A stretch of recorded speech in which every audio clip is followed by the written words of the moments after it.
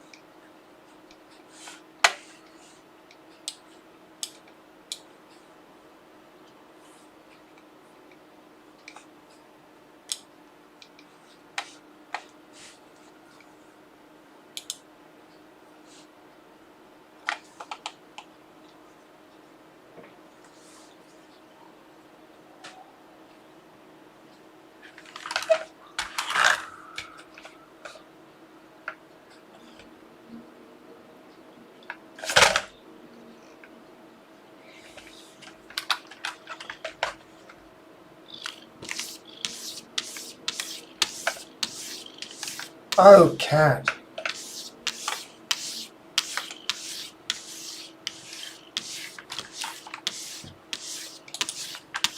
Why are you doing that? Stop. Stop. It's stupid. It's annoying me. But stop doing that. We can stop doing that.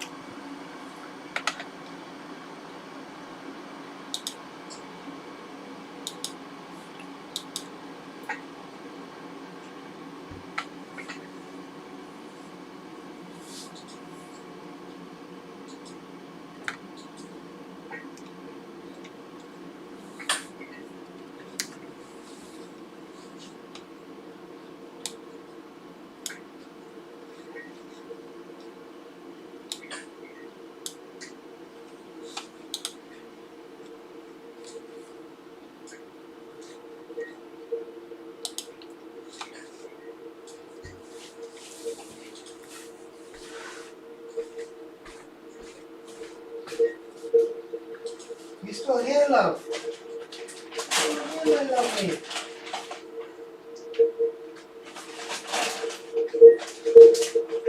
You still here, love? You still here, my lovely? My little kitty.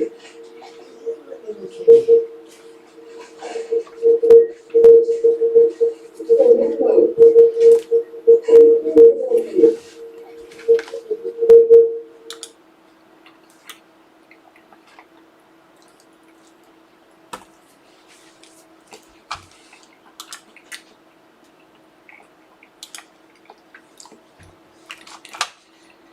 Right, we're ready to fly.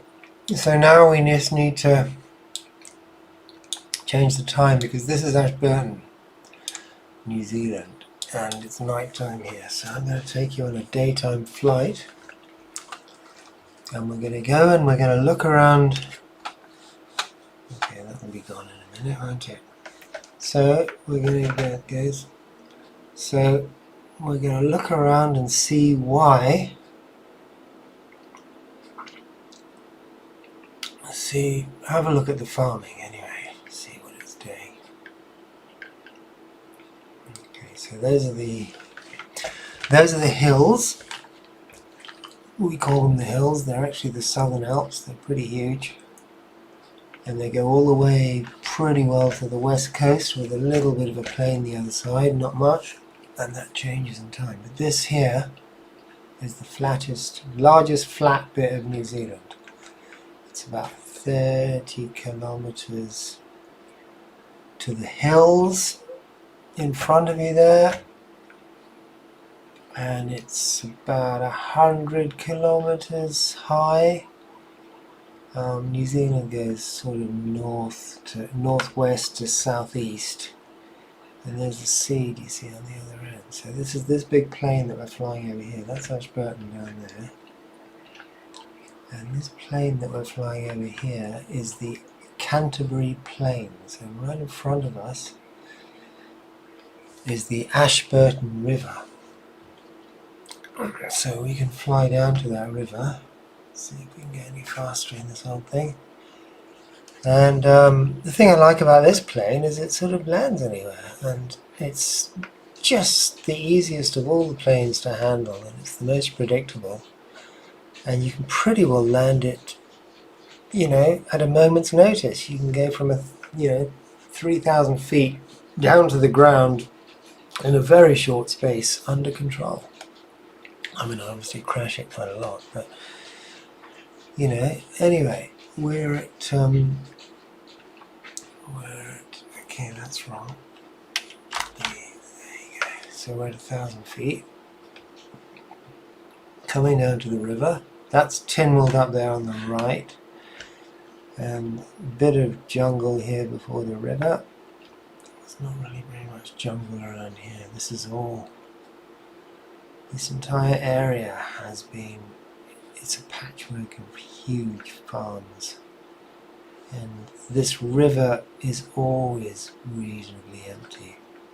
It's called a braided river, but it sort of reflects, it's not, it's kind of just the bit that's showing in the whole of the Canterbury Plains, which are all just basically stones.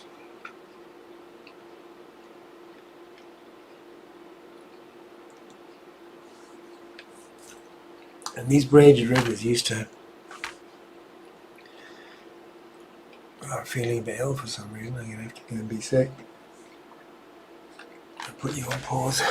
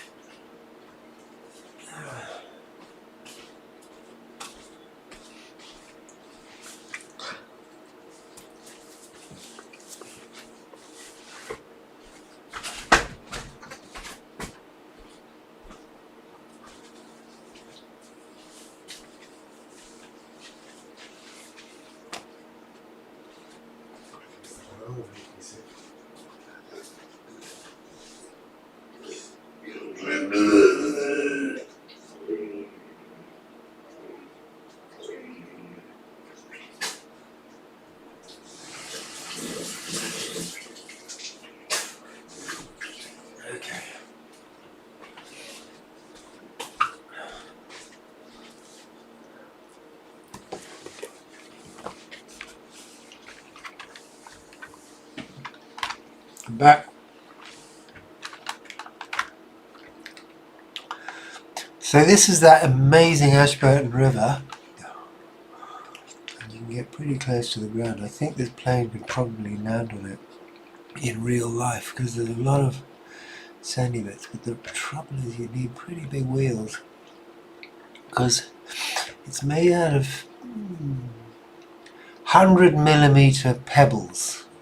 100mm, mostly 100mm down to 10mm pebbles, which come down from the mountains behind us. And anyway, that's Lake Hood. That's a man-made lake. And this big guy called Doug Hood, his last thing, he built things, and he thought big. And this was kind of his last big deal, was to dredge this out with all his earth moving equipment. Many years ago, he was responsible for the skiing. Let's just turn around here and I'll show you. Anyway, look, this is Lake Hood. And it's kind of a nice, very posh community. And their houses here cost a fortune in the big. And this is stage 2, which is just, it's been flooded and the houses there are sort of being built.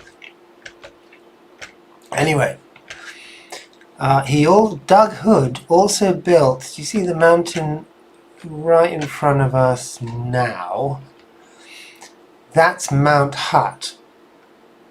And Mount Hutt was basically just an inaccessible mountain, pretty much, by most people, until Doug Hood built a road and basically single-handedly built the entire skiing industry in mid-Canterbury, because that's our mountain there, and the top third of it basically is a big long ski slope. Well, it's pretty small by the standards of, you know, of the Alps and stuff, but it's, you know, it's a nice sized little toy ski slope, and it's part of the fun of living here. If you like skiing, that's go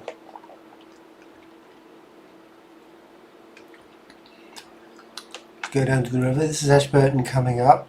Pretty soon we'll get to the only bridge which crosses between mid-Canterbury and southern mid-Canterbury.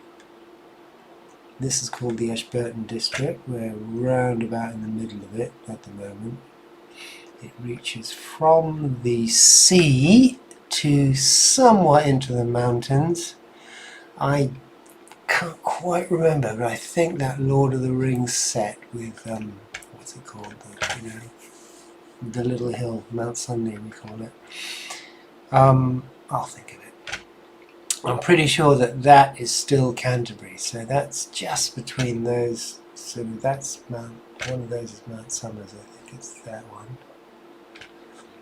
There, that's Mount Somers, I think. Anyway, just behind Mount Somers on one side or the other is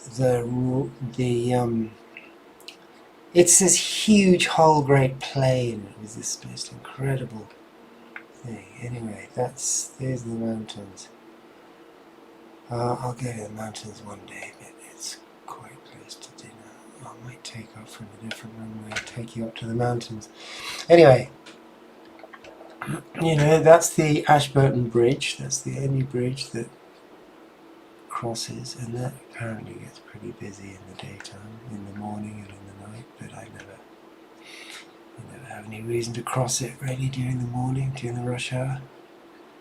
I go from my house to my work, which takes 5 minutes, and then I don't really go many places. Most of my installs are done by other people. They're too much work for me. Right, so this is the river, and that's about, I mean, it's so realistic. This really, houses are not fantastic, but wow, is the scenery realistic. I think those trees are a little bit bigger, but all the colours right, and you know, these are all, I guess they're sort of hobby farms, I don't know, a bit of that going on. There's the moon's up, I guess that'd be right. I don't quite know what this pond is. I believe it's just a irrigation pond that somebody's managed to get consent for all that water. Just a thingy, so there's that. Maybe somebody's trying some ground writing, I don't know. Anyway, it's, you know, this is pretty true to life, and everything that's there is pretty well as it is, so good job Microsoft. And I'm pretty sure, I mean, you can do some pretty good surveying just using this. You know, you don't need a real plane now. You know, someone else has taken those photographs. You just need to drive down and the work's been done, and all we need to do is just make sense of it, or, you know, Look at that. That's the little. That's Lake Hood again. That's the rowing club. Cars, never quite so many cars as that. People go boating here. This is the man-made lake again. We're just going back to it. There's a big restaurant there, very posh. These are all really nice houses, you know. And I think they're still selling sections. Anyway, that's a good place to go sailing. The little tiny dinghy club goes there. We have little races. I've been on a few of them. Not that it's my strong point. It's racing. It's sailing. Not very good at it. I started really late.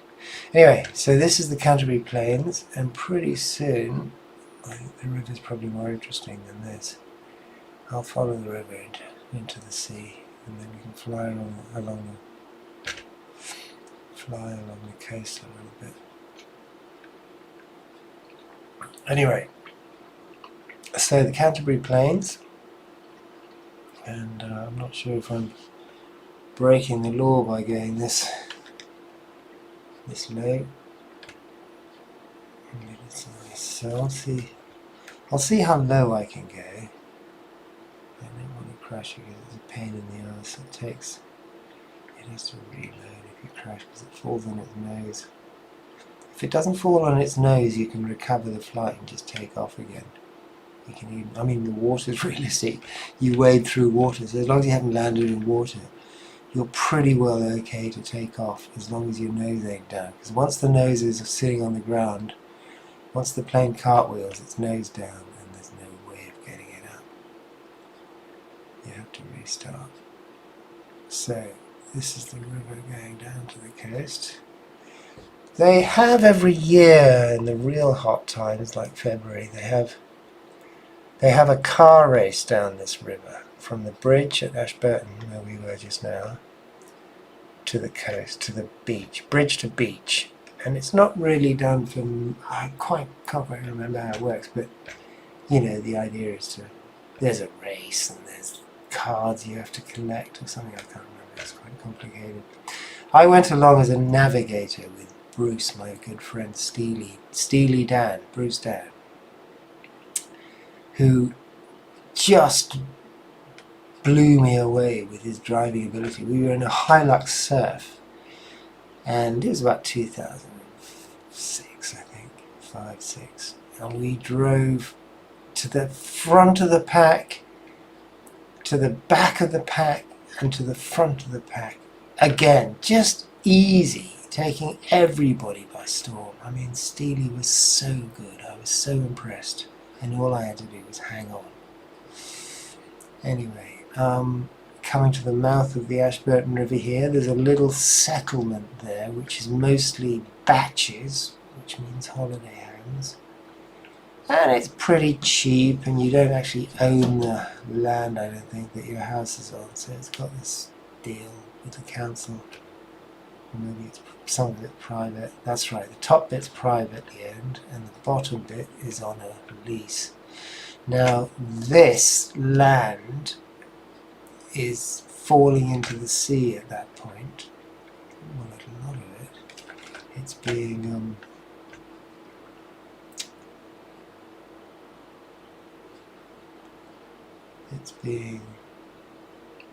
eaten away. Anyway, so that's a nice little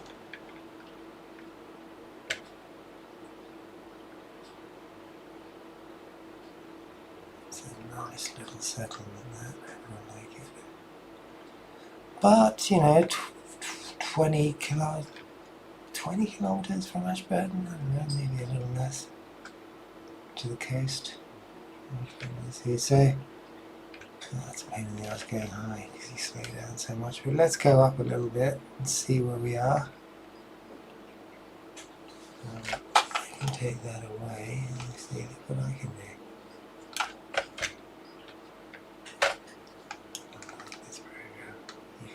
Around the plane. That's the Pacific Ocean. Freezing cold. That's the Canterbury Plains. And all that, look at all that. Look at all that. Irrigation. Little irrigators. How do they work? Let's have a look at them. I'll slow right down. What is that?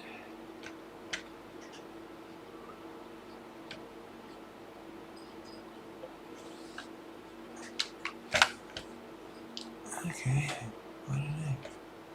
Doesn't look like they're actual irrigators. They're too small to be irrigation circles. Maybe they're just. Maybe that's where little.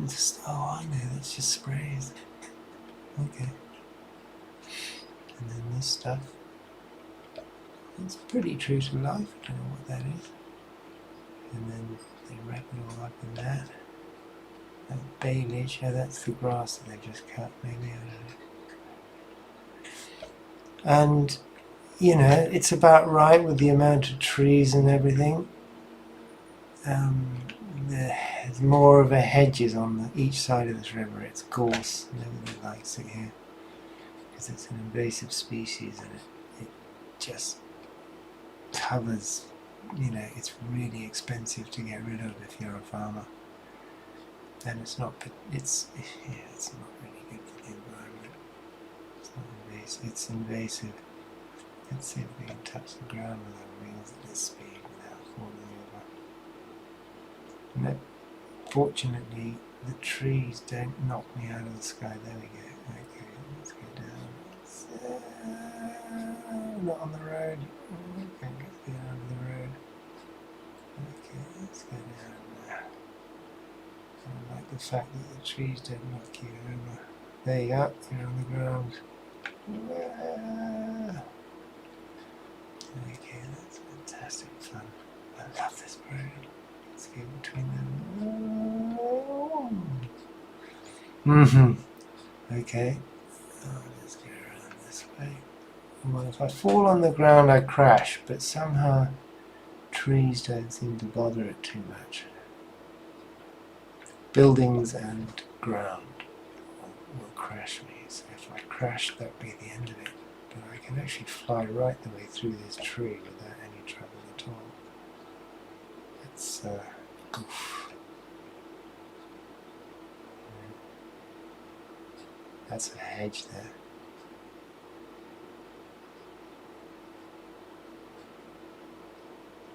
Oh, that's so exciting, isn't it? Look at this.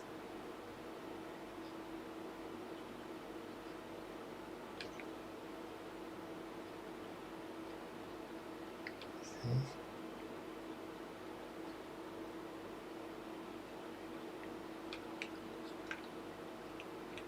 So let's pretend that the trees will kill out like this.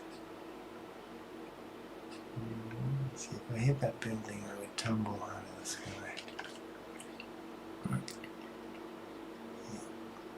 Anyway.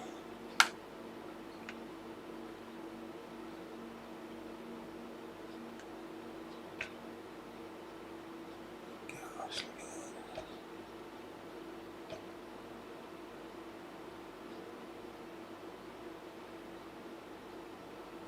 I suppose you can't really do this in real life, can you?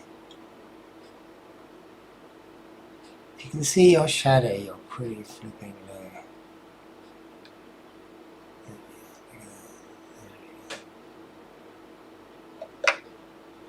Let's go a bit faster. Okay.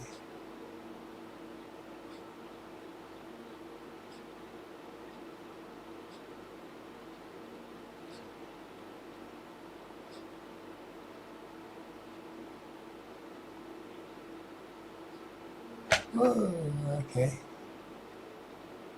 I went nose down, but I was going so fast that the tail whipped us back. You see, it's very true to life, this thing. Very true to life. And if the ground is too rough, it really affects you.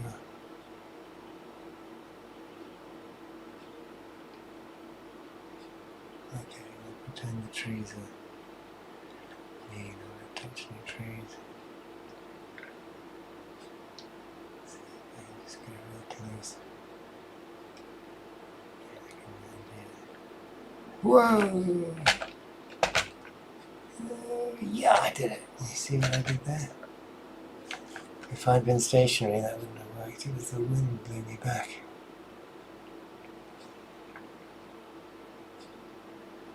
So it's small movements, isn't it? Nothing big. If you move too quickly,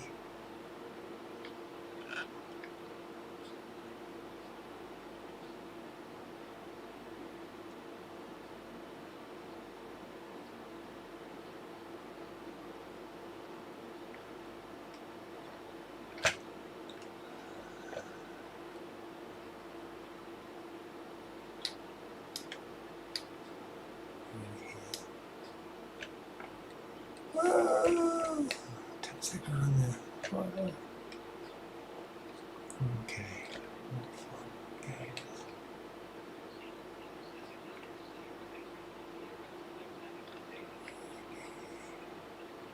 See if we can land on one wheel.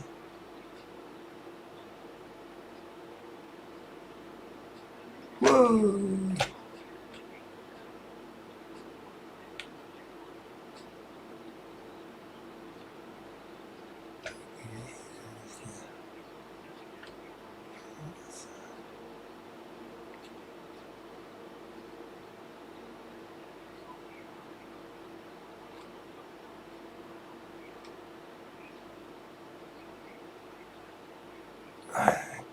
White plastic things. Where am I going? There's the airport there. Head back to the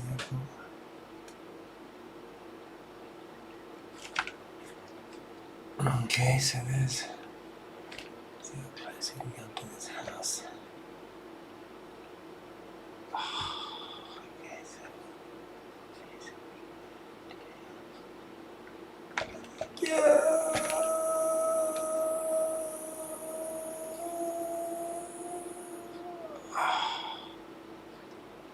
Then you lose speed and you stall. It's just wonderful, this period. Boy.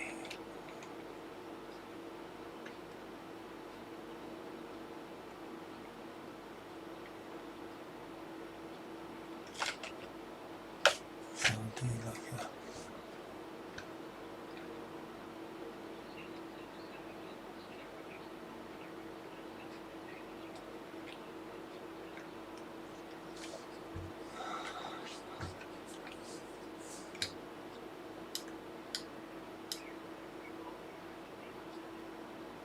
Oh, it's beautiful.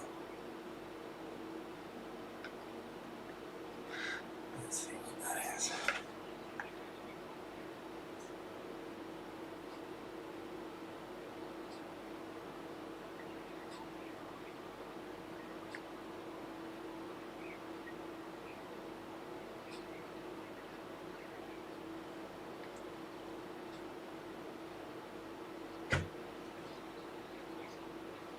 That's a road. It's a farm and a road.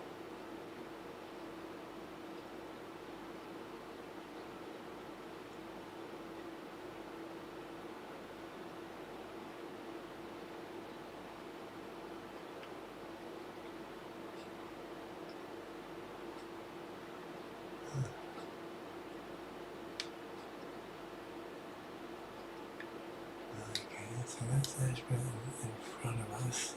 We're coming sort of from the south. I think we have to cross the river first. Yes, we're coming due north. We've got to cross the river first, which will be going from our upper left to our lower right. I believe we're in line for Lake Hood, but I'm not completely sure. Yeah, this is what that plane looks like from the front. Yeah, that's Lake Hood. Yeah, right straight up Lake Hood. Let's go Lake Hood.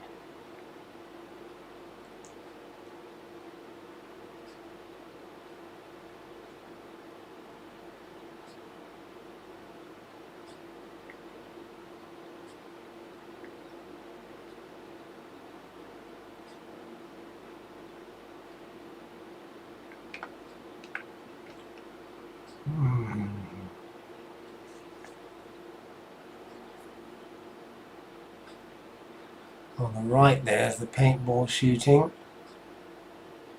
I'm not sure what that little strip is. I've never seen that in real life before. So that's Lake Hood. There's the restaurant there on the left wing. So there's the river. The flying parallel to the river, if you can see that. I can't get too down because the water is really tricky. It's hard to tell what's there when you get real low. So I reckon I'm at pretty well a few feet, 30 maybe. Anyway, where's that? Oh, there it is. Okay. So you follow the river a little bit if you want. You try and land on a sandbar. Let's land on a sandbar. Let's see if we can find one that's big enough. It's got to be good length anyway. Maybe if we go a bit higher. Oh, that was good. Okay.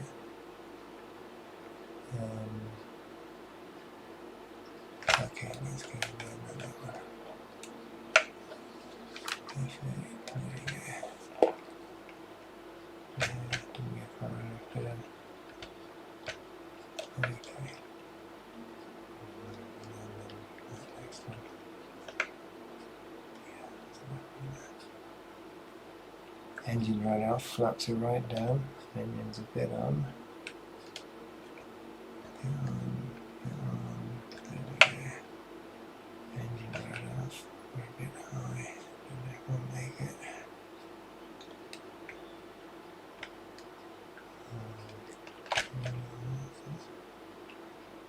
There's a stream, we don't want to get caught in there because of water. Okay, alright, okay, so we can actually plough through the water. It won't go fast. There you go, now we're on the land. There might be enough land here to take off. We got lucky. Yep, there we go. We got lucky there. Okay, let's go back again. Okay, it's amazing you can do all this without getting sick if you're in a flight simulator. Oh, that's great. Let's see.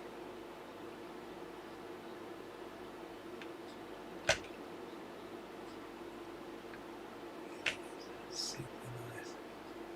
Anyway, let's go up there and we'll land at the airport. And then either call it a day or have something to eat there and take a break anyway. Might be ready to call it a day. Oh, that was such a nice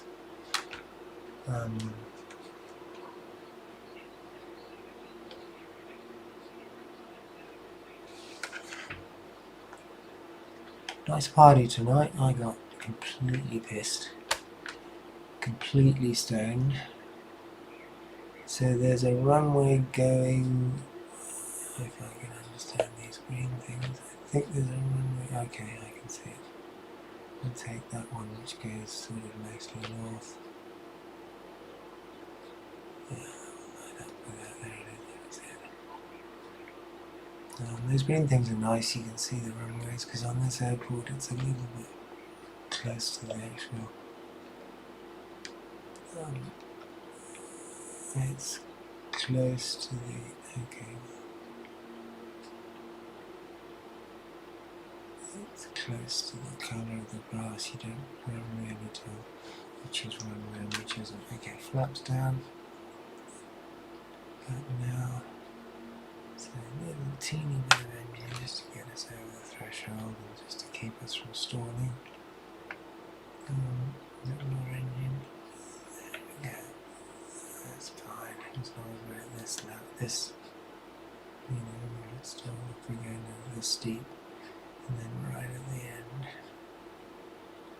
over the end, you touch, and then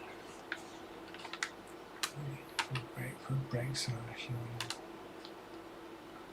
stall. Brakes are not fantastic. Anyway.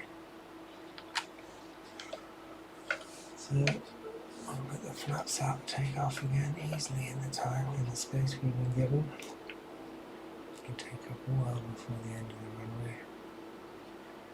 These things really, this is pretty true to life. So what's that yellow thing? That'll be the marker of the, that'll be the boundary of the airport.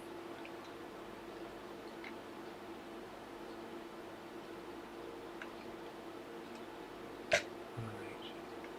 Let's find the runway, let's go by that runway.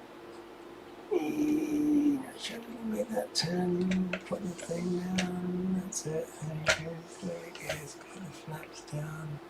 Put the flaps down. Put the flaps right the way down.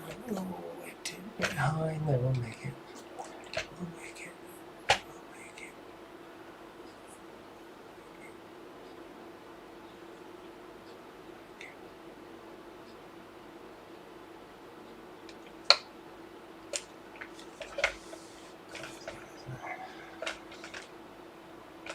Overcorrection. Easy to overcorrect and can't really do it. And then it just falls over. Anyway, let's go back. Whoops.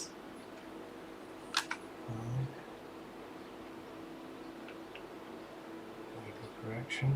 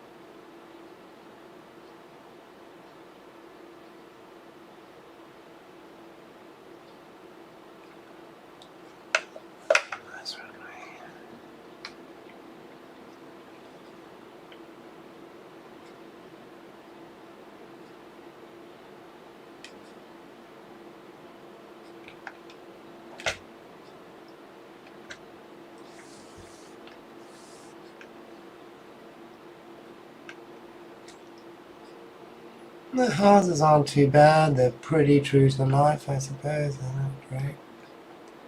Okay, last one before I take a break. Last one. The computer's actually heating the room quite well. There you go. Flaps, F8. Where's the runway? There it is. I like them, you don't need to, but I like to see if I can manage to land on the runway every time. That's going to be quite good. I might need some motor for this. No, I'll be alright. Might land on two wheels if I land in the turn. No, that's fine.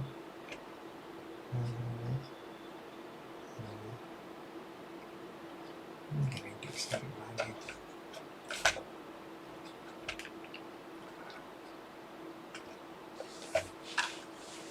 I'll just let it roll and I'm going to go and get some more to eat.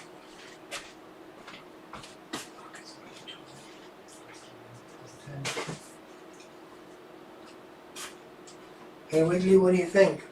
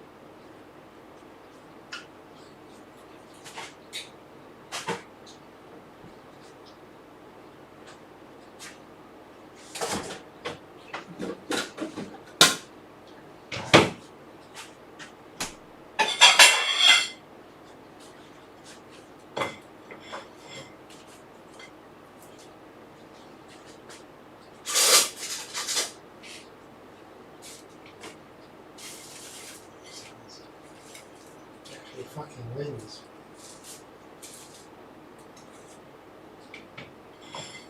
This is a bit here, page 60.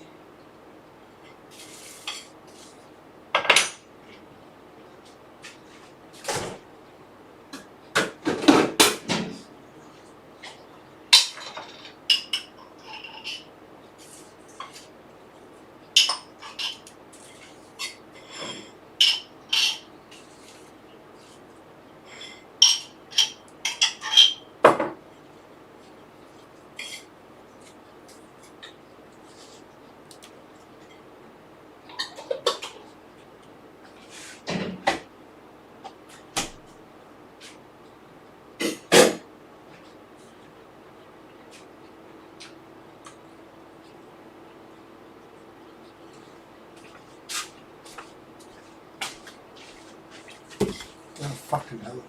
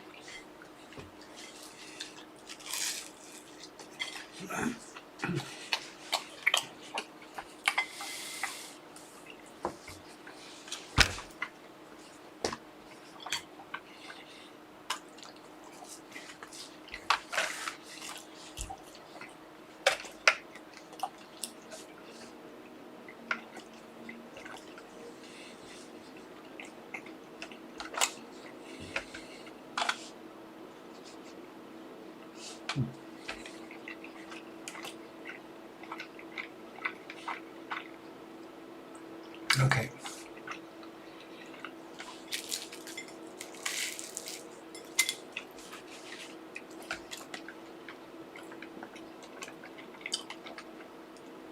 Now we're just playing.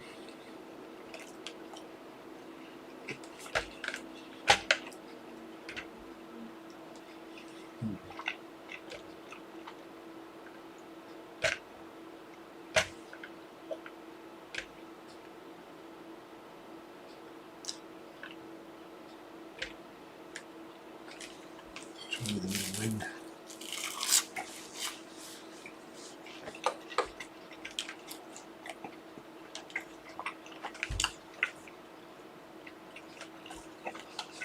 Okay.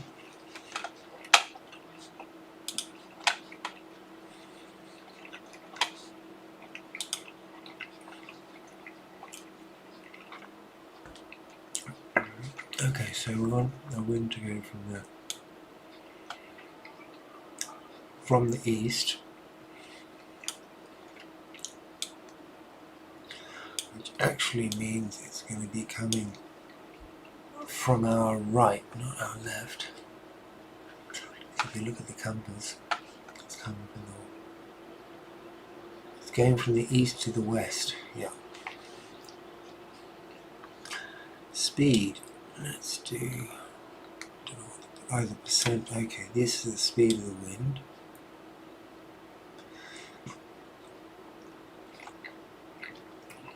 Let's do something doable, but not really easy. And we got the bit of gustiness here.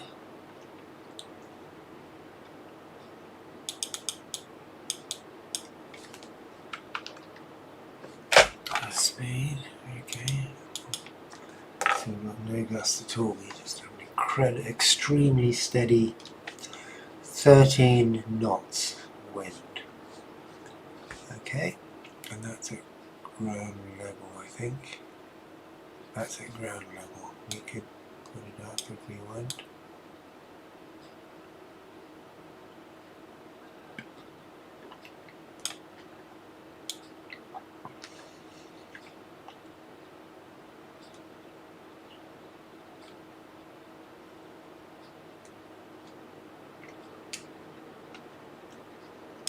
It's at ground level. Okay, there's no gusting and it's 13.8. Alright.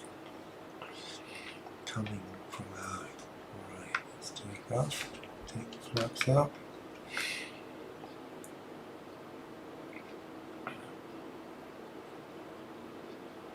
So there's the wind. Doesn't feel very windy. It should be coming from the east, no? Maybe it's not. Let's see. That's the right way.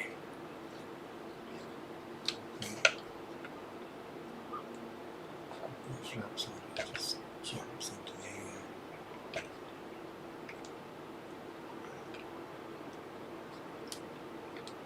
Okay, let's put it down. No, there's no wind there. There's no wind.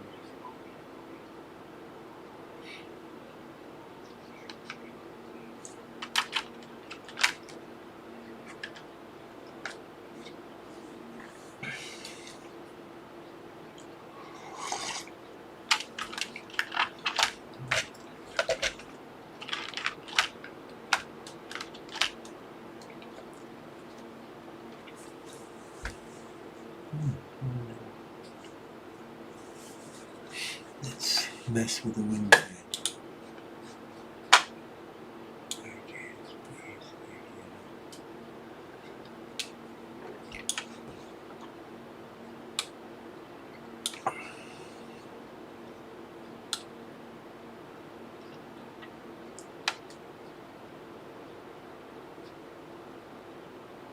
This gust is 100% and the frequency is every, I suppose, every 35 seconds. Just make it every 20 seconds. See what happens there. Right. There's the airport.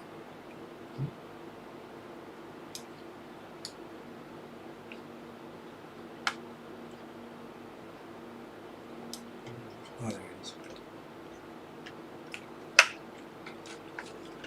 Okay, we're going to head for that runway there, which is west facing leg as we get into the one we want that runway. One way.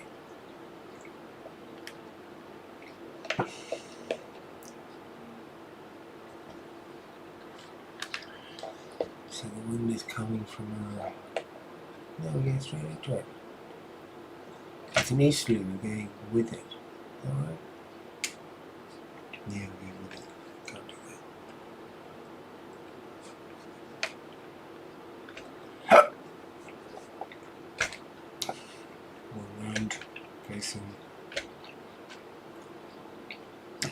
south.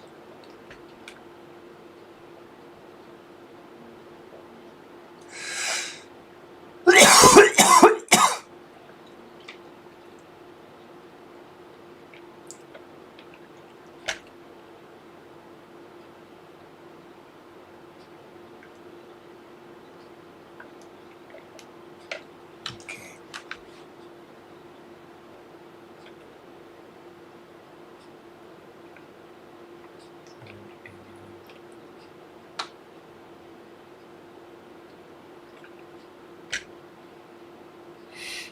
The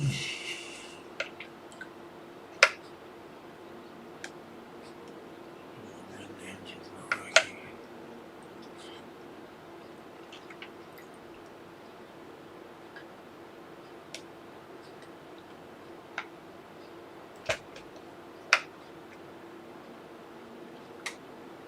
Why not for that runway?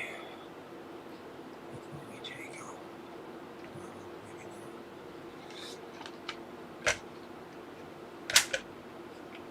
Okay, we're facing east. Yeah. Okay, let's face north. Or west. We're going to land at Ian's house.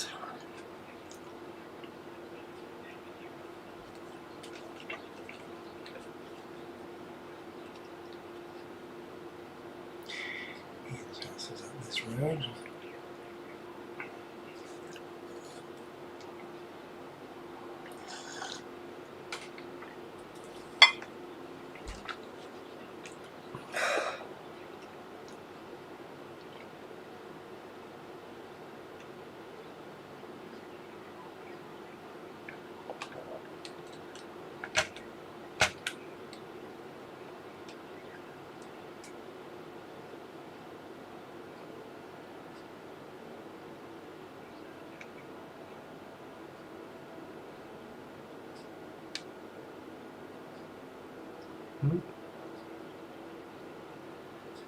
Is it really here? Shit, that's the cemetery there on the right. That's a big business there. So that's the racetrack. This is Ashburton Hotel. That's all the racetrack buildings. This is called Racecourse Road. Wonder why. Sort of traditionally the end of town, the edge of town, but it's a sort of a church thing with the Brethren. This is a new housing development, a bit posh. And this is kind of mostly farmland on the edge. And Ian's house is just past this bend. It's a very green area. It's the second kind of green field. Very dark green, so it's quite easy to spot. That's Ian's house. So let's put a bit of, not the second, 1, 2, 3, 4 paddocks away. The dark green is paddock in front of us. So we'll land there. So we need a bit less height, a bit less throttle. A teeny bit of throttle. We're coming down, and there it is. Throttle's right off. Lead off the side. There we go. Lovely. Lovely. So the flaps up. Go down the end.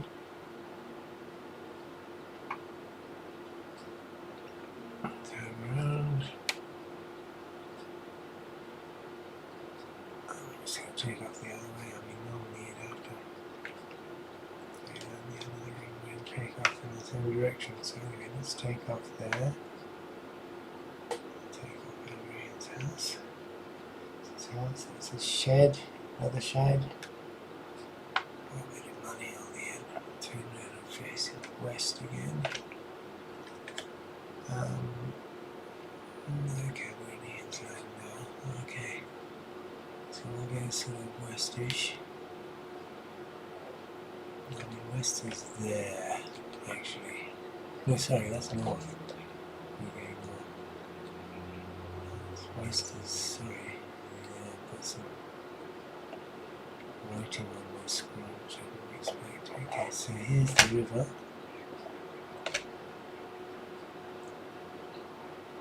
There's the river, there's a bridge there.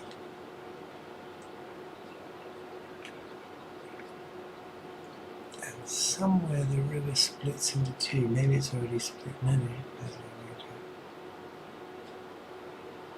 So there in front of us is sort of, that's Mount Hutt. That'll be the Rakaia Gorge, where Mount Hutt kind of ends where I'm facing now. You see, which is beautiful. It takes about 10 minutes to get there, maybe by plane.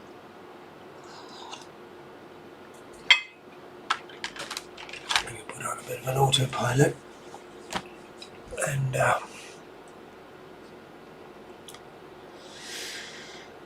and drink some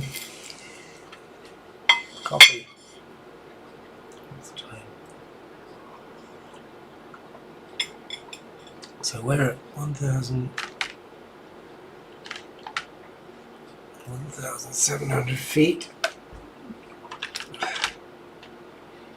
It's down there. Crops. Let's land in one of these fields. Let's land in that horse track.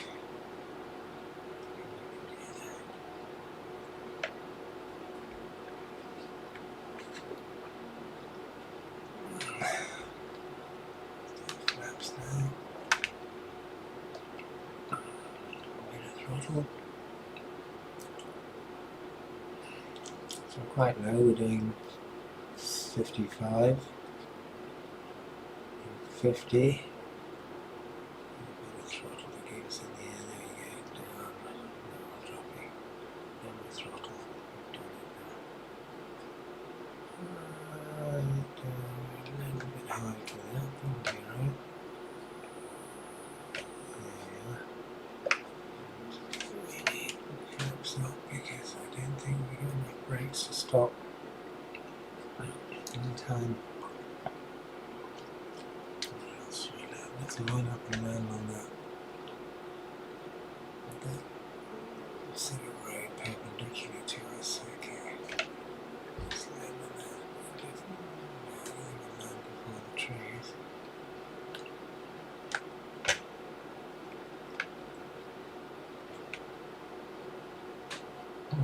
Can't make it. We'll get to the flaps in time. Let's land here. Okay, flaps. And brakes. Oh, we jumped. What did we jump on? Maybe we want to roll down.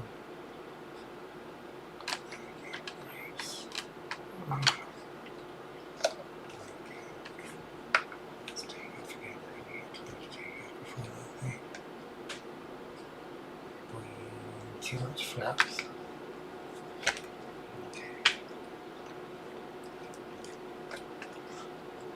Quite sure what these things are. I know that there are other players, but they seem to always stay in about the same place, and they never get any closer.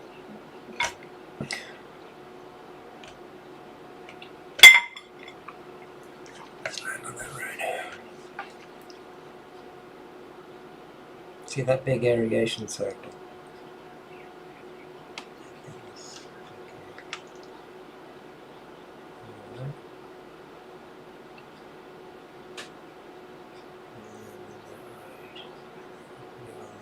Don't know what happened to that window dial up. Okay, so you're going down. Excellent. Lovely.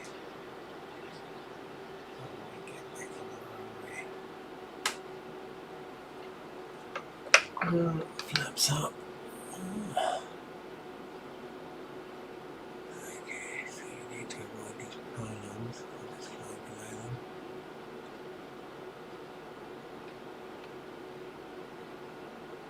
Let's see if I can zigzag.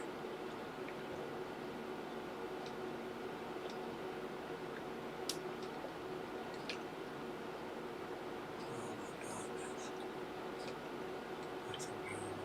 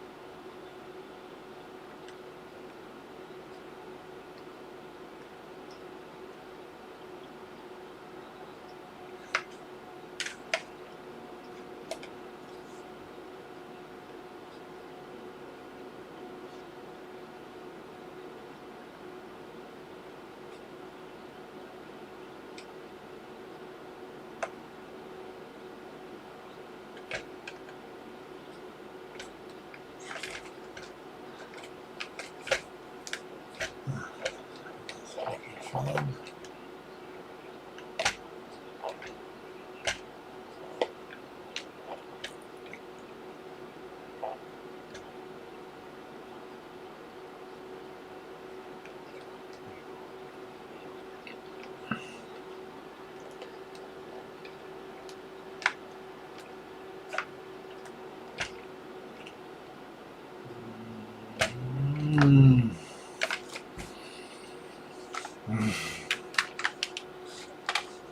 Okay, edit, end stream, edit, end stream, there you go.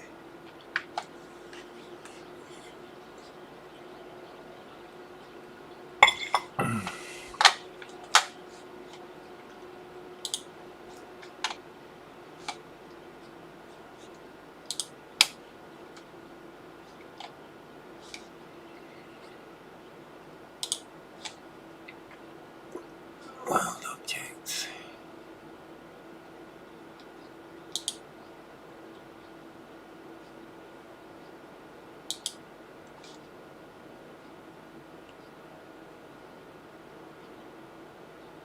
Point markers.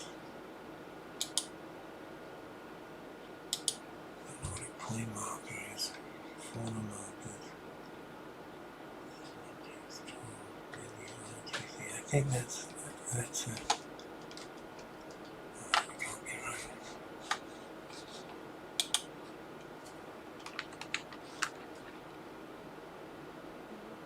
Enter.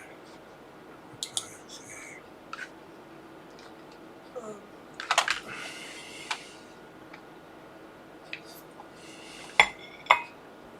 Let's see what else is happening. Let's see how my friend Donald Trump is doing.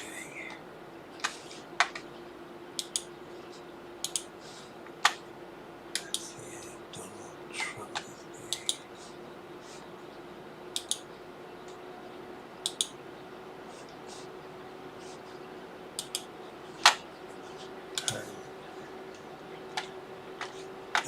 Oh boy, look at that.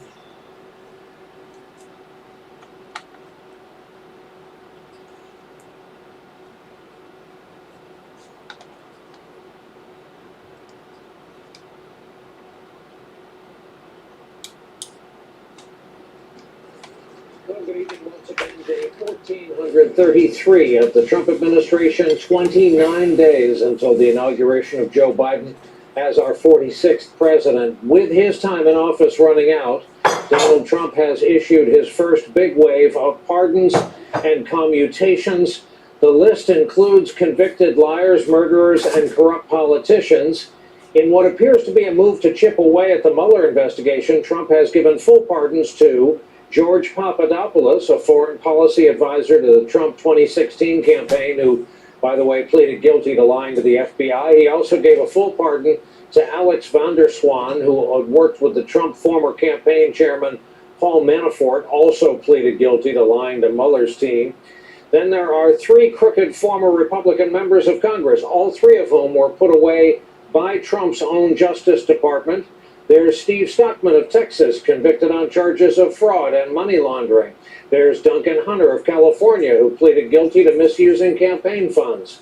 And there's Chris Collins of upstate New York, the first Trump supporter in Congress, who pleaded to lying to the FBI and conspiring to commit securities fraud. He was the one who, as a guest at the annual congressional picnic, summer of 2017, was caught on camera phoning insider stock tips to his son from the south lawn of the White House, according to the feds.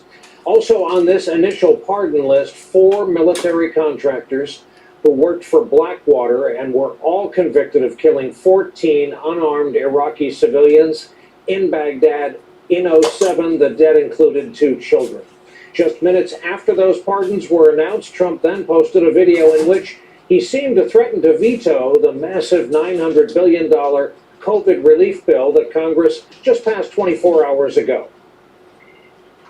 Throughout the summer, Democrats cruelly blocked COVID relief legislation in an effort to advance their extreme left-wing agenda and influence the election. The bill they are now planning to send back to my desk is much different than anticipated. It really is a disgrace. It's called the COVID relief bill, but it has almost nothing to do with COVID. I'm asking Congress to amend this bill and increase the ridiculously low $600 to $2,000 or $4,000 for a couple.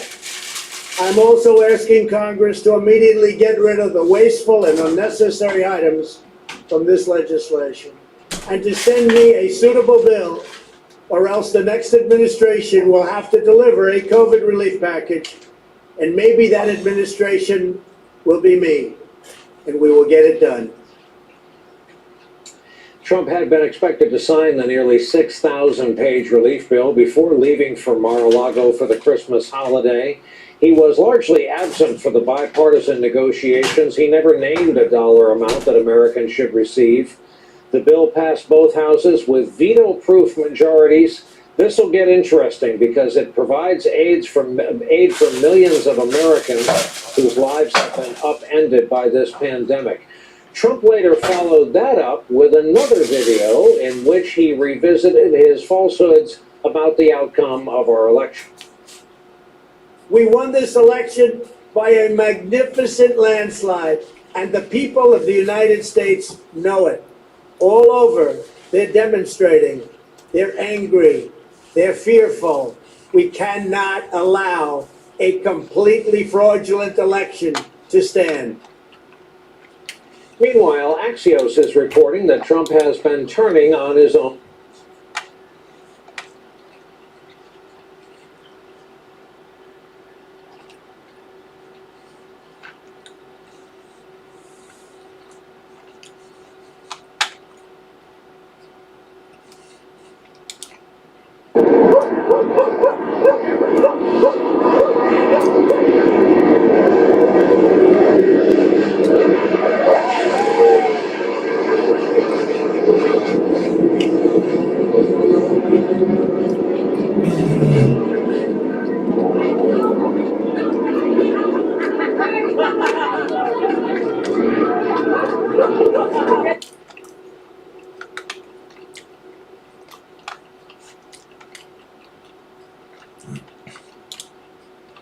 The opening shot is a little confusing and a little unreal. That sense of unreality is because nearly every shot in this video is being played back at the wrong speed. We filmed this section at 30 frames a second, but it's being played back at 24, 80% of normal speed. So it just seems a little bit off. Plus, we're using rapid cuts with no continuity between them. Different clothes, different locations, different everything. We've also got some cutaways in extreme slow motion, because it looks spectacular, and because it lets me do a moody stare into the distance without having to hold it for so long that it becomes awkward. It also lets us fit in some product placement. Some of the shots aren't slow motion though. This is being played back faster than real time, so that the dancers seem more synchronized and precise than they really are. I mean, don't get me wrong, they're good, but with the speed change, their movements look superhuman. Also, there are dancers, because having attractive people move in attractive ways makes the video more appealing. We couldn't afford a wind machine for this shot, so we bought a leaf blower from a hardware store. We kept the receipt, so we can return it after we're done. The trouble with filming everything in the wrong frame rate is that my voice won't sound right, so the vocal track for this was pre-recorded in a studio, and I'm lip-syncing it at the wrong speed. If my lips don't quite match up at some point, we'll just cut to another take, or to a completely random slow-mo shot of an object being destroyed. No one can.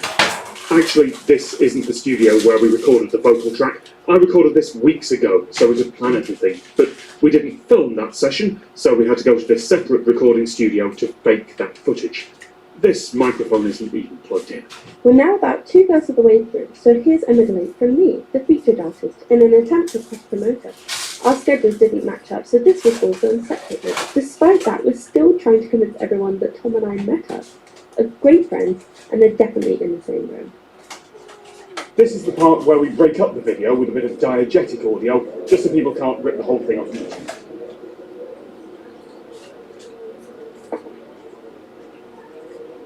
This isn't actually a party. It may look like we're having a spectacular time, as that's the image we want to project, but in reality we are on our 15th take. Everyone would quite like to go home. This final section is important though, because it resolves the question at the start. Why am I falling into a swimming pool? Because ending the same way we started makes the audience think that there's a sensible, circular narrative that ties everything together, even if there isn't. You can't buy this on iTunes or stream it on Spotify. It's not a song.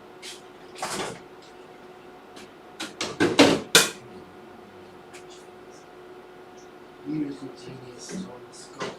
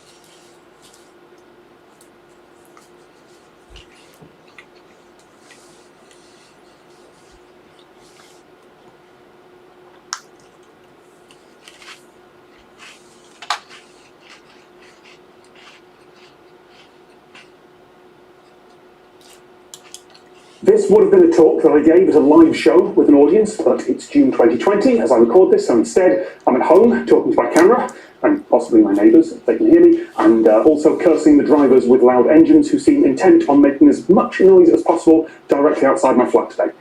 I asked 64,000 people about the children's rhyme Jingle Bells, Batman Smells, and here is what I found out.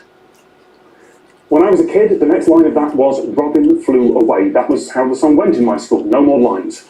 Turns out there are multiple competing versions, including the one that singer and actor Robert Goulet sang on The Simpsons in December 1993. That version goes, Jingle bells, Batman smells. Robin laid an egg, Batmobile lost its wheel, the Joker got away. Hey, thank you. Flew away versus laid an egg, two different bird jokes. And here's the hypothesis that I want to test, that The Simpsons measurably changed which version of that song was popular. That kids who saw that episode, either when it first aired or in reruns, either learned it for the first time from there, or it replaced the version they knew. Because according to various pop histories, that song was around for decades before The Simpsons. It probably started in California in the 60s, inspired by the Adam West Batman TV series. Then it was spread by military kids moving around America and the world with their families. Probably. There are other Jingle Bells parodies, including some really genuinely awful, bigoted ones. I'm not considering them. I'm asking very specifically about the one where Batman smells. And never mind that it's entirely the wrong part of the year. It's 2020, time is meaningless. Let's talk about Jingle Bells in the middle of summer. So I sent out a survey. First, I asked each person for 2 bits of information: the year they were born and the country that they were in when they were 8. I figured 8 years old is about the right time for a kid to be endlessly singing this at their friends in the playground. Now, if the person answering said they were from the US or UK, I asked for their zip code, or the first part of their postcode, from when they were a kid. That meant I could very roughly put a pin in a map for each of them. And there are those pins. Thank you very much to everyone who responded. And then I asked 2 questions. First, what they call the most basic playground chase game, what Americans call tag. And then second, to complete the song, Jingle Bells, Batman Smells. For both those questions, I didn't offer any suggestions. I didn't want to prompt with any words that might make people go, oh yeah, sure, that one, I guess. They had to remember. Which was probably a good idea, but it meant that sifting through this data was a nightmare, because give people a blank text box and some of them will decide to tell you their life story in it. In the analysis, I only included respondents who used the word Robin in their answer. That's because for the first couple of hours of that survey being out, I hadn't made it clear that you could just leave that answer blank if you didn't know. So quite a lot of people who didn't know the song interpreted the question as, make up some lyrics of your own. That's my bad. I suspect a few people back then also Googled the answer, but I don't think that will affect the final results all that much. That also removed people who were just quoting either SpongeBob SquarePants or Madagascar. Those versions were just invented by scriptwriters and forced into kids' heads by marketing. I don't want to count those here. I was going to filter out anyone who didn't use either flew or egg, but it turns out that more than 1,000 people know the next line of the song as Robin ran away. I think if you don't have a bird pun in that line, you're missing out, but who am I to judge? I also filtered anything that was obviously spam or malicious. When all that was said and done, once all that filtering was finished, I had answers from 42,886 people who knew some version of the song with Robin. Here's the breakdown by year of birth and by geography. Now, while I'm still counting answers from earlier years, I'm only going to show graphs from 1973 and onwards, because those are the birth years where I have more than 50 replies from both the US and the UK. The graphs get weird before then, and I think that's because the number of people who put in false birth years starts to have a really significant effect. I also can't collect data from anyone born in 2007 or later, because the law is very strict on collecting data from kids under 13. So, with all that in place, I tracked keywords for the various versions of the song. If you had a completely unique version, I wasn't going to count it because it might contain personal information. Shout out to the one person who was insulting their siblings in their answer at great lengths and also explained all jokes. But if a few people had roughly the same version, I did include a check for it. So let's talk about those many other variants. I'm not musical, and frankly seeing a half dozen ridiculous versions of Jingle Bells sounds like something that will very much come back to haunt me. But I do know someone who can perform these far better than I can. Jack. Jingle bells, Batman smells, Robin laid an egg. Santa Claus got a 44 and shot him in the head. Hey, Barbie dolls tried to save his life. Teddy bear, stabbed him with a knife. That version was only sent in by a few Australians, but also 2 people from Northwest Washington, DC, so maybe they were diplomatic or army kids? No idea. Oh, in other versions of that, it's Donald Duck and Mickey Mouse doing the stabbing because children are monsters. And on that note, let's cover the 39 people, again from all over the world, who all share this second verse. Dashing through the snow on a pair of broken skis. Over the hills we go, crashing into trees. The snow is turning red. I think I might be dead. I woke up in the hospital with stitches in my head. Oh, that was one of the less violent versions of it. One ends with a request to be shot in the head. Now, like I said, I did rule out any answer that didn't include Robin, but I do want to highlight just one international version of Jingle Bells, just to show this is not entirely an English-speaking joke. Sweden has many variations on this. Jalla klang, sigla bakom fram. I ett handstund en björn morar över glen. Hey! The colour and particular private part of the bear that's been painted appear to change between people. Now, we get to the most common versions. One is almost exclusive to the UK and New Zealand because those are the countries that use the word motorway for big highways. More than 2,000 people have some variation on this. Robin flew away. Uncle Billy lost his willy on the motorway. Ouch! There are a long cast of characters, all of whom lost some usually intimate part of their body or clothing on various motorways that change depending on where in the UK you are. In South Wales, it's on the M4 motorway. In Scotland, the M9. 62 people, almost all Australians, said the last line of that should be Wonder Woman lost her bosom flying TAA. TAA being a now defunct Australian airline. However, that is better than the 2 Scottish people who said it should be Mr. Blobby did a jolly on the motorway. The idea of 90s kids TV fever nightmare Mr. Blobby just defecating in the I can't say that. Then there's this one from 221 mostly British people, where after Robin flew away, He landed on a football pitch and didn't know how to play. And then from 23 British people, mostly 80s kids, Kojak lost his lollipop, so he bought a Milky Way. Kojak, fictional TV detective with a lollipop, part of pop culture in the UK in the 80s. He lost his pants in the middle of France and he found him in Bombay. Again, British, more than 100 people, version after version after version of the song came up as being popular over here, but not in the US or Canada. There was only one significant variant that I could find that was definitely North American. The Batmobile lost its wheel and the Joker did ballet. More than 1,500 people know that version, including more than 15% of the Canadians who replied. Almost no one outside North America has heard it. There were a couple of smaller American variations. Jingle bells, Batman smells, Robin laid a gun. shot a tree and made it be in 1981. 90 people, with a big cluster in the Pacific Northwest. The exact year changes, but almost everyone in that group agreed that Robin laid the gun. And the final North American variant is... In the Joker Saved the Day. Which just seems a bit half-assed, frankly, like it got made up by a parent trying to give the kids something more wholesome to sing. But it was only 35 people. America seems to have way fewer regional variations than the UK, and I have no idea why.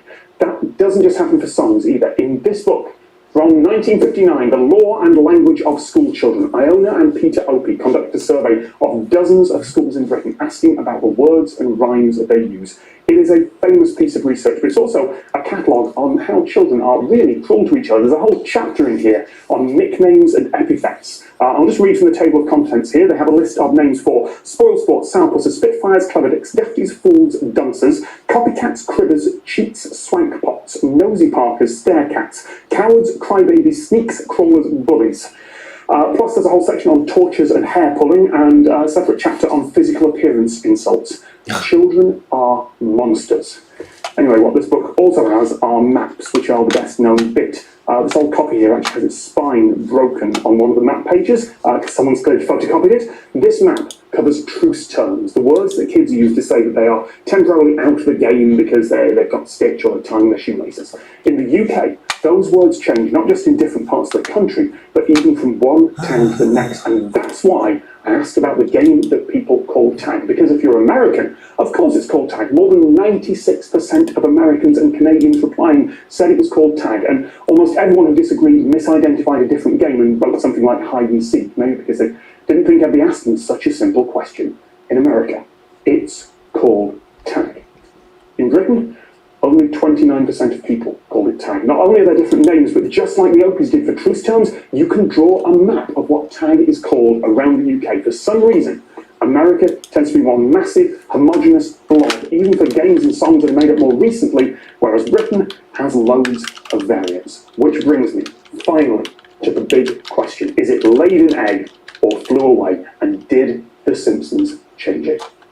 So first of all, let's compare the basic numbers. Now, all I'm doing here is showing the percentage of people who said laid an egg out of all the replies who knew some version of the song. And yes, you can see egg by far the most popular. 78% said it's egg. So it seems like there's a clear winner until you break it down by country. More than 98% of Americans said it was laid an egg. 98%. You can't get 98% of Americans to agree on anything. Of course, The Simpsons chose it. Only someone who grew up outside the US would ever think that sounds wrong. But Robin Flew Away is clearly the British version.